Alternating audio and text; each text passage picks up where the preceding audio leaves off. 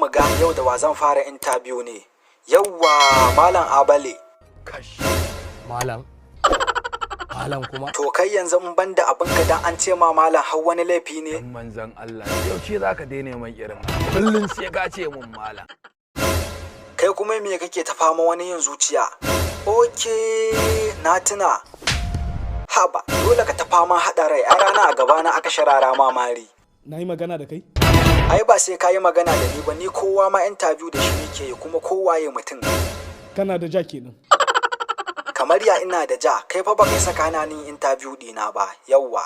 Kuna kallo kuna ji yana jayayya da sarki? Okay, daman kai ne sarkin gidan yarin nan? Tabbi, to ai ni ban sani ba. Abala ashe shi yake mulkan ku. Ba mai mulkata. To an ce shi ke mulkin 'yan gidan yarin nan, kai kuma ka ce ba mai mulkakka ko kana da tsama da shi ne? Munafiki ne baya kaunata ba na kaunarsa. Wannan daban sha'anin mulki kuma daban, don haka kowa dole ya bi umarnin shi. Saboda me? Ba mai mulkata. Ashe ku maciya amana ne ban sani ba.